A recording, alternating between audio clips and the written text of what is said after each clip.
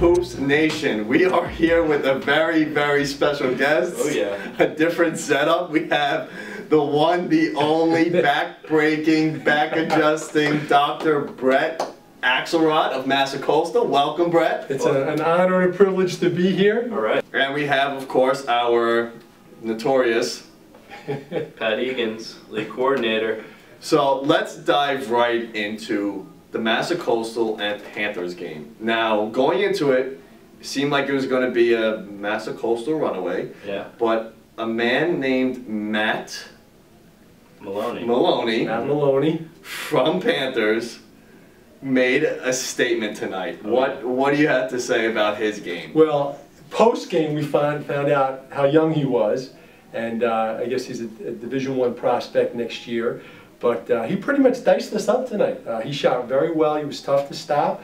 He had a lot of threes. I think he had about 40 points. We weren't expecting that at all. And in the beginning, as usual, we got off to a slow start, and we were trailing the whole way. But, you know, listen, we're veterans. We know what needs to be done, and we rallied to win in overtime. But these guys were tough tonight. We took them a little lightly in the beginning going in. But they really played well. You know what? They shot well. They shot lights out first half. We were struggling. We didn't shoot well. I don't know what the stats are, but I know we didn't shoot well. But again, the sign of a good team, when you're not shooting well, not playing well, to come back and win it. So I'm proud of our guys, but hats off to them. They did shoot the ball well, and they played well. And this kid, Maloney, tough. Young kid, tough. And if he gets to play more in this league, watch out for him. Yeah, I think he was flying under the radar the whole week, right? Well, I mean, Coach Steve Masiello definitely has him in his radar. Who knew? Who knew, right? So that should be a definitely good addition, at least from Manhattan anyway. And you know, anyone who can shoot like that has a place on someone's roster. Oh yeah. So talk to me, Brett. You guys are undefeated. Yeah. Oh yeah. How have you guys just been able to go undefeated up until this point? I mean, there are some tough teams, but you guys, even with the injuries and sometimes you don't have five, I mean, you guys... Yeah, we prefer 5 or 6 guys. I think it's better for us anyway. But here's the bottom line. We picked up Tunde, which was a huge pickup for us. We're getting older. We might be the oldest team. Yeah. Is that because of you? You're 68? No, I'll be 50.